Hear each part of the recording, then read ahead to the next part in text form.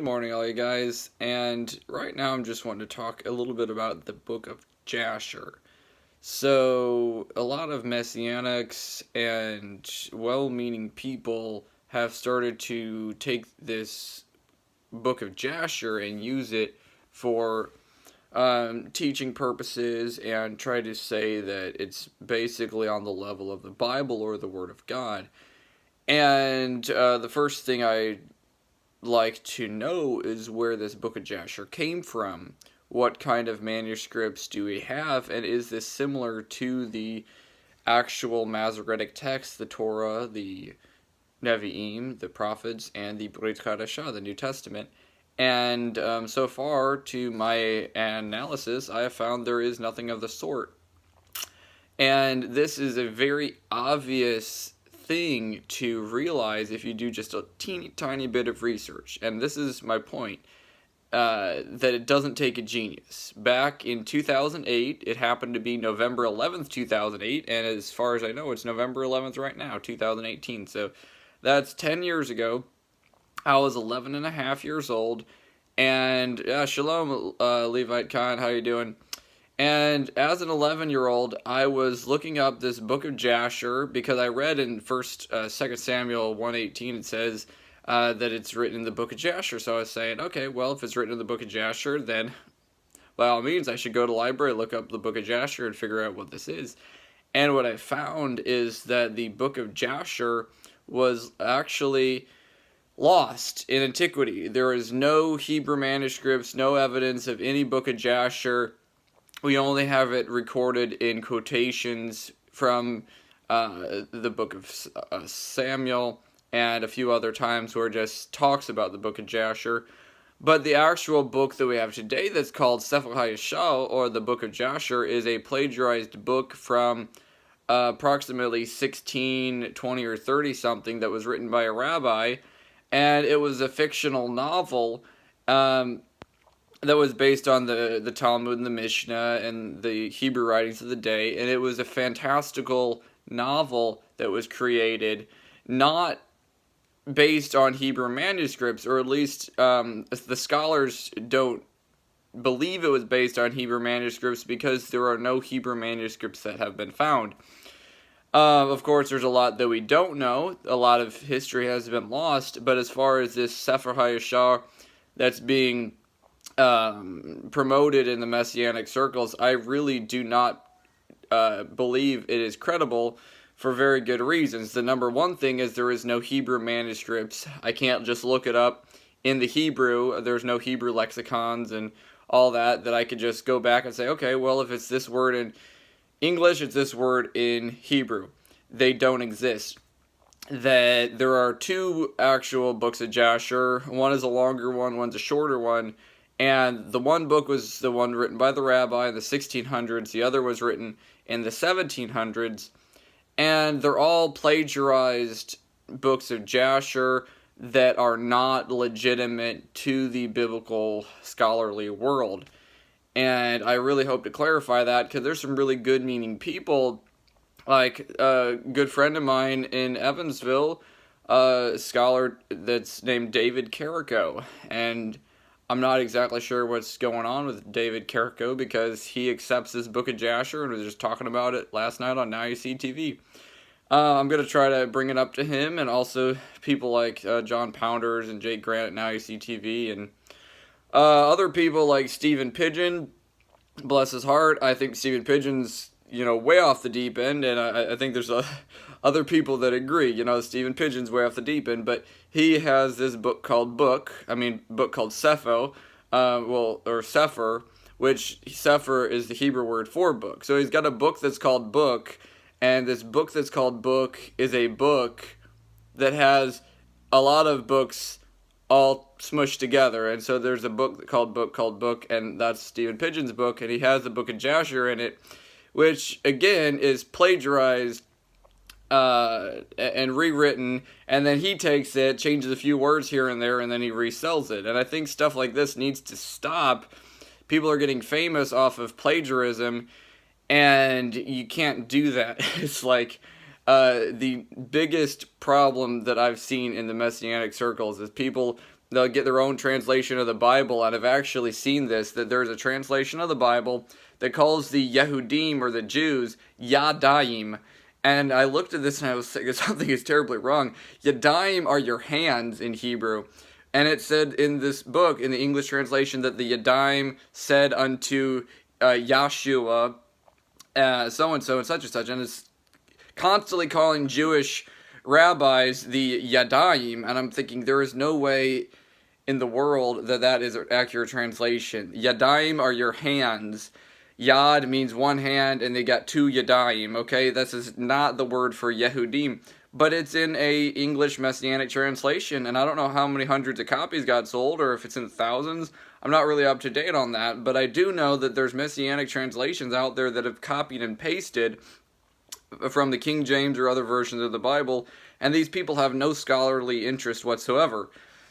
I want to make a quick brief claim on Michael Rood's chronological Gospels. I do not believe he's a biblical Hebrew scholar or a Greek scholar, and it took me a long time to even pick up one of his chronological Gospels to read it, because I had seen that he was doing this chronology, putting together the Gospels. And back in 2008, before I even heard of Michael Rood, I had started putting together the Gospels myself. It was January 9th, 2009. I was, still 11 years old. I started putting together the Gospels in my head and writing some things down on paper when I was 12. And then Michael Rood really inspired me to go further and actually put together a chronological Gospels. And I did that. But I wanted to make it clear that I'm doing this on my own accord, and I'm not basing this off of Michael Rood at all. Just the point that Michael Rood has a book like this only verifies to me that some of my work is accurate when there's other people doing the same type of work. With the 490-day ministry, I've found the exact same thing on the calendar. But some of the things, like, for instance, when I put together the story of Matthew, Yeshua tells Matthew, "Follow me." That was the day after he became a disciple, the day after they were up on the mountain and all got ordained. The next day, Matthew is still tax collecting. Yeshua goes by the wayside. He's telling parables. He goes into a house and he heals this paralytic guy that goes through the ceiling. Matthew's nowhere to be seen. That's why in the book of Matthew, Matthew doesn't actually talk about the whole experience with the guy going through the ceiling, because Matthew wasn't there to see it.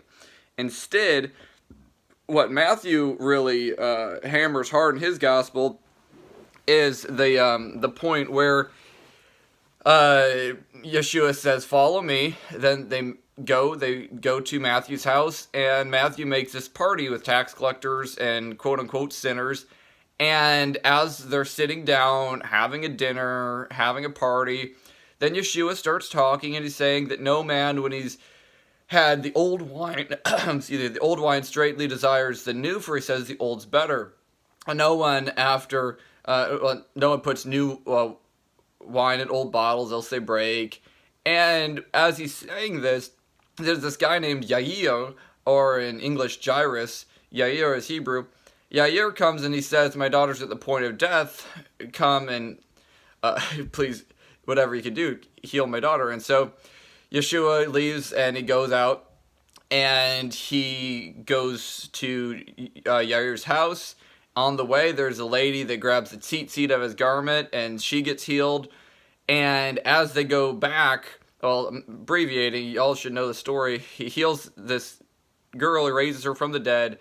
And on the way back, there's two blind men, and the two blind men follow him, crying out, saying, "Hosanna, have mercy on us, son of David." And as they come to the house, then Yeshua turns around and says that your faith has saved you. And they go back into the house. And this is, a combination of the book of Matthew, book of Mark, book of Luke. When you put the stories together, one gospel actually calls out and says that they're in a house, and it says that Yeshua leaves the house. Another gospel talks about them coming back into the house. But it's all the same house, all the same day, all at Matthew's party, okay? This is where Michael Rood has totally messed it up. If you look at Michael Rood's gospel, which I had not even seen until a couple months ago. I waited till 2018 to even take a book of the chronological Gospels and look at it, because I had published my book 5 years before that, and I wanted to give it plenty of time. 5 years of no connection whatsoever with Michael Rood, not even looking at his book, not even doing anything with Michael Rood. I hadn't listened to any of his teachings since 2010 or 11. So a lot of time just setting Michael Rood aside, not having anything to do so I can have time to do my research on my own. And what I found when I picked up Michael Rood's chronology is that scene of Matthew, the tax collector, and he's in his house, and Yair comes and says, "My daughter's to the point of death." That whole story gets botched up in Michael Rood's chronology somehow, some way, when it says, as he was saying these things, Yair comes and says, "My daughter's dying." That phrase, "as he was saying these things," gets taken out of context, and Michael Rood puts it at 2 different dates in the chronology.